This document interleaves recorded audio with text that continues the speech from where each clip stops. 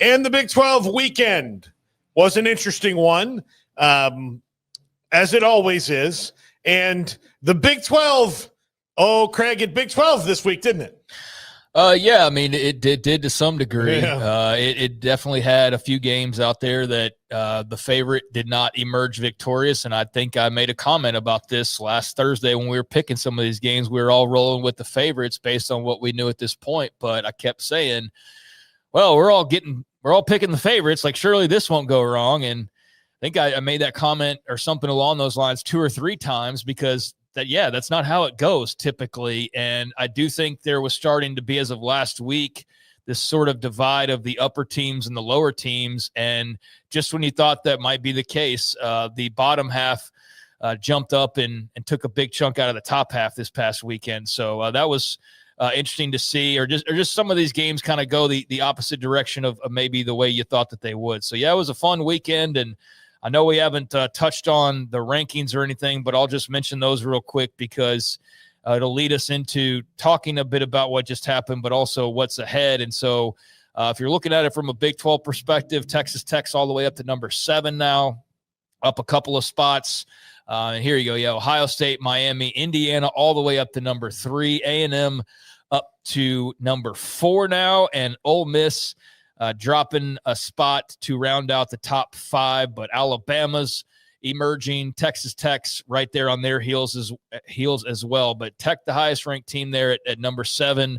And then you've got BYU heading into this Holy War game at number 15, a close win that we'll get to. And then you've got Utah there at 23 and Cincinnati at 24. So there you go. Utah lose this weekend, you're right back out again. Cincinnati, the moment you lose, you're out of this thing. Also, one spot ahead of a team that beat them, but still. Yeah. Nebraska beat Cincinnati, so go figure on that one. But yeah, Texas back in this thing, and we're kind of doing the big picture stuff now. But it sets up a nice BYU-Utah 15 versus 23 for this weekend. So the top 25, not all that affected by this weekend's results. You didn't have anybody outside of Arizona State. Arizona State and Iowa State. So, yeah, you were affected. I'm thinking of another point I was trying to make. So you were affected by the rankings, Arizona State and Iowa State dropping from them. So let's talk about – that's what I was trying to get to. Let's talk about how that happened and why the rankings are the way they are this week for the Big 12. Yeah. So which game do you want to start with, Craig? Tech? I mean, we can go any direction, but yeah, we go ahead and start with Texas Tech, I suppose. I mean, another win for Tech and another game that went by pretty easily for them without too much stress or, I guess, concern about the outcome of that game against Kansas as they got up huge in the first quarter. Kansas started off that game as poorly as you could have drawn up. So the opposite of what Lance Leipold intended. And I think the key for teams against Tech this year is to not get overwhelmed early on. But the moment you dig yourself an 18-point hole in the first quarter alone, well, then you suddenly, and Kansas, to their credit, dig out of that hole. But that's not the design of an upset. The design is to not be in the hole and then to stay competitive throughout all 4 quarters. But, yeah, Tech got off to a huge barrage there. Obviously, Baron Morton gets hurt. And the reports are now that he is day-to-day Texas Tech's quarterback who left his 3rd game in 7 games, I believe, now with an injury. And I know it's at least 2, but I believe that was the 3rd time that's happened to him now this year. But it's not a serious injury. So Baron Morton, it turns out, is the most how would I put this? The most hurt but not severely injured player in all of America, apparently, that he keeps leaving games with injury, but they're blowing teams out, so it's not that big of a deal. And this one, it could have definitely mattered, but it didn't end up mattering in the end. K-State with a nice rally there in the second half, but it was all – or in the second quarter, but it was all Texas Tech in the second half. Will Hammond did his thing. Their defense is really, really good, and I just think KU just – got off to the complete wrong start, couldn't run the football, and that's going to be the case for a lot of teams playing Texas Tech in the Big 12. So Texas Tech remains a buzzsaw. Baron Morton remains a will he, won't he remain healthy player, but it's looking good as of Monday, and just more time for Will Hammond to get some snaps, which I know a lot of people in that fan base love because they feel like he's the better player, maybe now and certainly in the future. I think long term he has more potential than Baron Morton. I could go with that. Yeah. Now short term, I can tell you that he's not, because if he was, he'd be starting. Mm-hmm. But every week without the injury situation. Yeah, I mean, I think there's some respect with having an older player, but when you got national championship hopes on the line, you're going to play the best player. So I think they think that Baron Morton's the best player. Yeah, look, there's no playing the long game. No. Like, no. I mean, even if Cody Campbell does this every year, like, you can't just keep kicking the can down the road. So if you feel like this year when you've bought this defensive line that you're not going to be able to necessarily replicate every single year, that this is your shot, this is your crack, because if anything, everybody's going to start playing up to your level, not being further in the distance. But so I think they think that Baron Morton's the dude, and that's why he keeps rolling out there. But it is concerning that he's having to keep leaving games, even though the injuries don't appear to be that serious. But that was kind of the knock this offseason, and we had people push back. Well, he's only missed this many games. It's like, but dude, he's left 3 games alone this year. So they've been on the right side, I think, of the injury luck for the most part. That's also what needs to happen when you're having a championship-type season. So outside of like a Quentin Joyner, for example, I think they've remained relatively healthy despite these scares over Morton. But the thing is, you feel great about the backup, though, if you do have to go that direction, because Will Hammond's played a lot of football now. But really, the story of this game was Kansas is digging themselves a hole, turnovers early on, not able to run the football. But Texas Tech did run the football. They ran the football very, very well. Cameron Dickey having an absolutely massive career high game. And I just mentioned Quentin Joyner. You wondered how they were going to react to that. And they've had no problem whatsoever with Cameron Dickey as well as Jacoby Williams being a part of picking up the slack there, in particular, those two guys. But a massive day for Dickey. And, yeah, Tech stopped the run, and they ran the ball really well. And there were other facets to this game, but when you're doing that, you're going to win a lot of football games. And with their defense, their D-line, they're able to do that against most teams. And with their offense right now, they are zooming. I think one of the things that they had, and we need to move on, I know, but the combination of the talent they brought in, but also I don't think we've mentioned enough of having brand new coordinators. Like, that can work against you, but it all can also work for you, because everybody's like trying to catch up to what these guys do. So the fact you add whole new schemes and coordinators and all these new talented players, I think it's just too much for a lot of people to be able to handle right now. So that's an advantage they definitely have as well. And credit to their players for being able to, because again, when you bring in new coordinators and new play, like, essentially they're on the same page as the guys who came in from wherever they came from, right? So you bring in a new defensive coordinator. Well, the guy who was Jacob Rodriguez, Romello Height, they're on the same page learning Shieldwood's defense. Right, yeah. Baron Morton, he's there, whatever transfer wide receiver you want to talk about, or tight end, Carter, they're all on the same page learning how Mac Leftwich is doing it too. So for their capacity to ingest that over the months and then do this, which has been excellent, is amazing. Yeah, no, I just think if you see Shieldwood 5 years from now, he might have even better players, and that's the plan if you're Tech. But I think that Big 12 coaches will know how to at least attack him 5 years from now, versus now when it's like brand new offense, brand new defense, 5-star players galore. It's just a lot for teams to have to handle, and nobody's been able to handle it. But, yeah, the run game was the story of the game for Texas Tech. Nearly 300 freaking yards on the ground, and they only threw it 14 times. That was just from Cameron Dickey. I mean, he went 263. That's what I was trying to say. Yeah, nearly 300 from Cameron Dickey, nearly 400 as a team. Yes, that's what I was trying. Yeah, he had 263, so nearly 300 by his lonesome, nearly 400 as a club, and then they limited Kansas to less than 100. And they only threw the ball 14 times because they didn't have to throw the ball. They just ran the ball the entire time. Because they were having such great success with it. And then you have Morton getting hurt and all that. But good win for Tech. Brutal loss for Kansas from the standpoint of you got blown out. You hope to be more competitive. You know you didn't give yourself a chance early on. And that really was the story. You couldn't run the football. And you turned the ball over one more time than you needed to give yourself a real chance in this game. And you probably could have lost a couple more turnovers if the ball bounces a little bit differently for you on the fumbles. Yep, absolutely.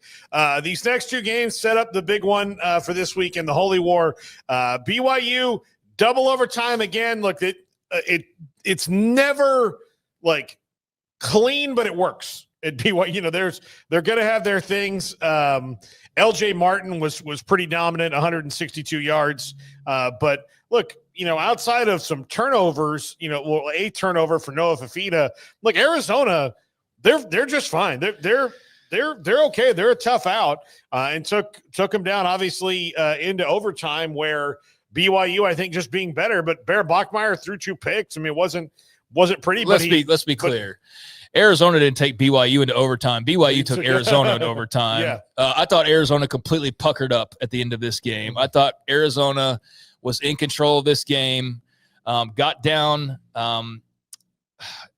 early in the game, but it was still, it was a close game, but got down a little bit early. Thought, okay, how do they respond to this? And they responded really, really well in the middle portion.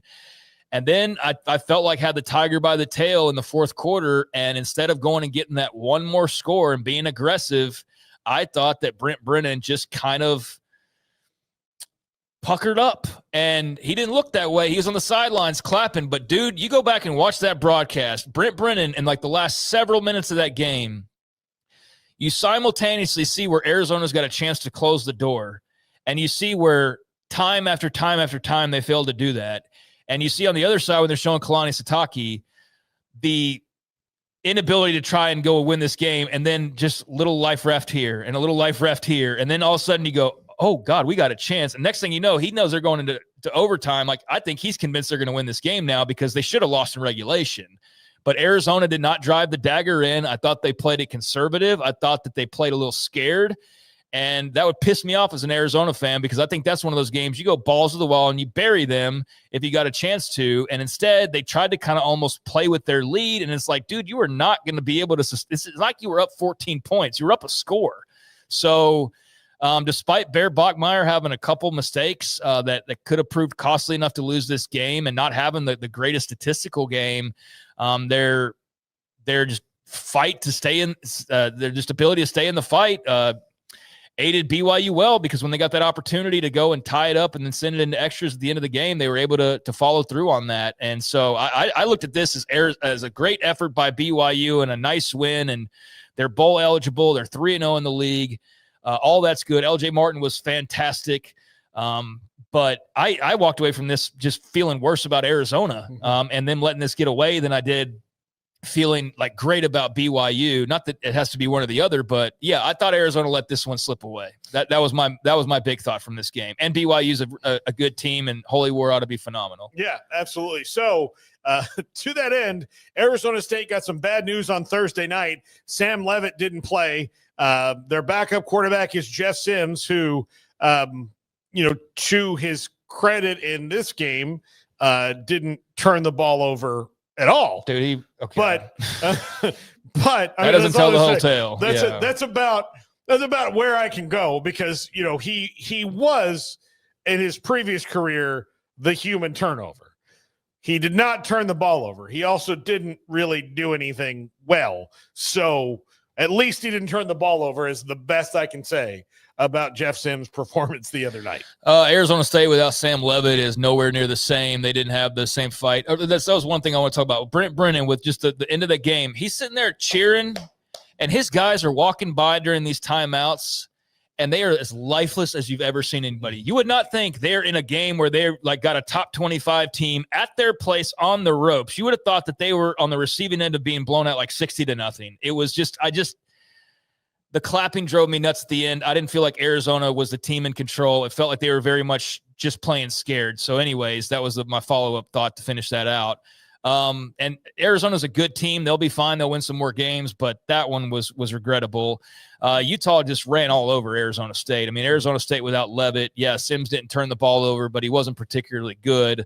And it was just very much a slaughter for an Arizona State team that did not have its spirit, did not have its quarterback, and kind of the writing was on the wall in this one pretty quickly of what the end result was going to be. So yeah, Utah dominates, didn't throw it but 13 times because kind of like the Texas Tech thing, they didn't have to. They just ran the ball constantly. So 42 carries for 276 and 6 touchdowns on that Arizona State defense. Sam Leavitt didn't play defense, by the way. So that's one of the worst performances that you've seen in the Kenny Dillingham era. We knew their pride was wounded a little bit, but even that was probably a little bit more than you expected as far as the beatdown meter goes. So Arizona State, no word on when Levitt's coming back, man. They got Texas Tech right around the corner now, but without him there, they could not throw the way they typically do. Like, this could cost Jordan Tyson like a Biletnikoff award. Yeah. If he misses a couple more games. So, yeah, just really unfortunate that happened. Would love to have seen that game with Levitt healthy. Utah probably still wins based on what we saw, but that was not your typical Arizona State team in any form or fashion. And with the prospect of Sam Levitt not playing again this week, which is likely, 11.5-point dogs right now at home to Texas Tech. Not that they wouldn't have been underdogs anyway, but they wouldn't have been double-digit underdogs. Oh, I'm sure. I mean, and the way they're getting turnovers, especially early on in games and kind of setting the tone, I mean, I'm sure they're licking their chops at the prospects of facing Jeff Sims, even if he didn't turn it over last week. I mean, they're going to be able to get in the backfield. They're going to be able to make him have happy feet, and they're going to probably force into some errors. So yeah, it's like the Utah Arizona State game. It's just it's a much different animal when you're talking the Sun Devils with Levitt at quarterback versus without. And so I would not be surprised to see a similar results as opposed to a game that I thought had like national implications a couple weeks ago. That quarterback injury has really taken a lot of wind out of the sails, in my opinion. Doesn't mean they can't play hard, but got to play way better than they did the other night, because that was no bueno. And it is just the kind of indicator that, of all the resources that you can, go to, quarterback is the hardest one to really have somebody who is reliable enough. And they've got some younger guys there, but they're clearly not ready to go that route yet. Even with Sam Levitt out and them knowing what Jeff Sims is as a player. The biggest upset of the week, obviously, Colorado beating Iowa State. Iowa State the last 2 weeks just, obviously they got a lot of injuries. They're down to like having a lineman kick for them, and all these things. That's all troublesome and problematic. But outside of that, offensively, they don't look like themselves at all. They're sluggish. And I'm throwing all that on Iowa State. A fantastic coaching job by Deion Sanders and staff to jump out in this game and then get the lead, lose it at half, come back and head into the fourth quarter with the lead and play solid defense throughout. I mean, Iowa State put up like 400 plus yards of offense, so I don't think the offense was like down or anything. But yeah, Rocco Beck did not play a very sharp game. He was less than or close to like 50% completion percentage, had a pick, didn't have a touchdown. So yeah, that wasn't good if that's what you want to refer to. But they churned out a lot of yards on the ground, and also a healthy amount in the pass game. But Iowa State just feels like they got a hole in the tire now, and they're not slowly, but pretty quickly leaking air. And you go from having kind of this breathing room at the top of the standings, because you started a little bit earlier with that K-State game, to now looking around and feeling like you're flailing a little bit. That's the sense that I got from Iowa State, where now you're 2-2 in the league. But yeah, Abu Sama ran the ball really well for them, had a massive game, but give credit to Dion and company. Thought Caden Salter played a sharp game, got about base average as you would want to out of your running game, especially for a Colorado team. And there was not, there was a big fourth quarter controversial call in this game that I know that Matt Campbell wasn't happy about, but Matt Campbell not being happy with officials or Iowa State fans bitching about calls costing them games is nothing new, nor anything new for most fan bases. But I'll just say in general, without breaking it down, that I was very impressed by Colorado, and I made mention to them last week that I'd called them a bad team a couple weeks ago. But that I didn't necessarily feel that way last week when talking about them in the Mojo rankings, and that they do have some talent and they do have some ability to win some games. They're just losing a lot of close games, and they were able to win this one, and that was huge. They needed it in a bad way. So crowd rushed the field. Cool moment for them, and don't think it changes like the big picture outlook for Colorado, but they really needed that one, and that was nice to see for the Buffaloes. I think to me it was more of a testament to what the coaching staff is, or empty yards or whatever. Yeah, I mean, like I do, like, and look, they muscled up, and like you can give up yards, a lot of yards. I think yards is kind of a deceiving stat now. I want to know, do you give up what happens in the red zone? Do you give up big plays? You give up points? How many can you stop that? And they did that the other night. So yeah, I mean, they had a turnover on downs and an interception that were very, very costly. So that ultimately was part of the upset factor for Iowa State. But yeah, that was a great win for Colorado. Yep. Cincinnati tops UCF 20-11. That UCF defense is a little further along than I thought it would be. They played tough since I don't think this game was ever really in much doubt, in my opinion, as far as Cincinnati winning it goes. But UCF continues to be a little bit further ahead than I thought they would be. Yeah, I mean, they're playing confident football. I definitely feel like they let one get away in this game and had a good opportunity, but got to clean some things up offensively. And I feel like that'll be something that in due time, Scott Frost gets more of his guys in there, and they'll have their ducks in a row in year 2, year 3 moving on. But yeah, I feel like Cincinnati is just maybe that team this year that's going to win these close games and continue to hover above in the top part of the rankings. Tough for UCF to have another game where you feel like you're getting close, but you lose nevertheless. So now 3 straight losses for them. You're starting to kind of sink a little bit. And I think that's where you're concerned. But yeah, I think there's plenty to like about UCF, and that Cincy remains like that kind of dark horse team that most people weren't talking about, but they are very beatable. Yep. Houston absolutely rolls Oklahoma State. I don't know how much you want to talk about that one in particular. I mean, Wegman played well, but I think that's just going to be pretty much everybody versus Oklahoma State. But it was a nice bounce back for them after the loss. And I think that Houston's a scrappy team with a really good defense that'll give a lot of teams some issues. Just won't be like Texas Tech. They're not explosive enough for a team like that. But I think they are, especially if Wegman plays the way that he played, they are explosive enough to play with just about everybody else in the league. You just don't want to get into a shootout with Baylor, or you don't want to get into a shootout with Tech because that's not going to play in your favor. But all the rest of these teams, I think that you feel pretty good about your chances against them if you're Houston. Yep. And finally, TCU. Craig, you had said like they were giving you the blahs, about their – I just said I didn't think that they were as good as people were touting them to be. Yeah. I felt like at the beginning of the year they were rightfully among the contenders, and for first couple games certainly felt that way. But just watching more of them, the lack of a running game, their defense is fine.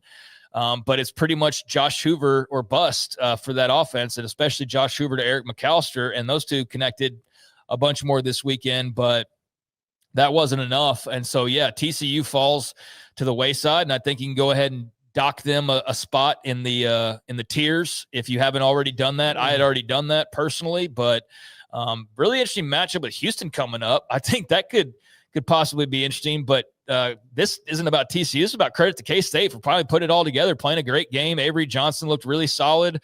Joe Jackson able to get you some yards on the ground, and I think that K-State just played more of their brand of football. It was a no score going into the second quarter, and then it was just an explosion after that by the Wildcats. So I think that that was them getting their mojo back a little bit, and maybe riding the ship in the right way. I'm not going to go and think that they go reel off win after win after win after this, but I do think you feel a hell of a lot better about the Kansas game coming up, and you feel a hell of a lot better about well, maybe not Texas Tech. We'll see when we get there in a couple of weeks, but I think you feel a hell of a lot better about KU coming up this next couple of weeks. So they'll have a week to prepare for that, and then the big Sunflower Showdown. But I know that 2 weeks ago, most K-State fans were like, we're going to get our ass kicked by Kansas in this game. I don't think you feel that way after Saturday. No, I think after the last 2 Saturdays, I did see our buddy John Kurt said, watching this game makes me angrier about last week's game. Well, yeah. Especially given the fact that had you not lost that one and then won this one again, you're looking at a kind of a completely different outlook on the rest of them. Yeah, you would. You would be sitting there at what are they now? Here it is. You'd be like 3-1 in the conference. Mm-hmm. So yeah, you'd be in and you'd be 4-3 overall. So yeah, if you don't let that Baylor game get away from you, then you're still in contention really. And now you're still in a little bit of a hole. It's not one you can't climb out of, but that was just a really feel good win for Kansas State that they desperately needed. They looked to me at least emotionally like themselves again. Yeah, they did. Maybe it's the first time this year. Yeah. Maybe they're the first team that can shake off the curse of leprechaun midseason.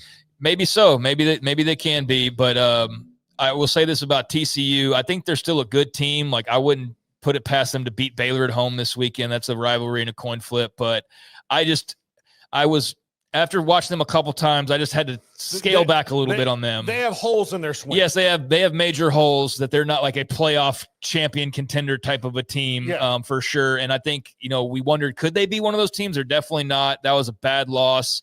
And, it just kind of is what it is. They're just sort of there. They can hit some taters, but they'll also strike out a lot. Yeah, I think exactly. I think that's the case.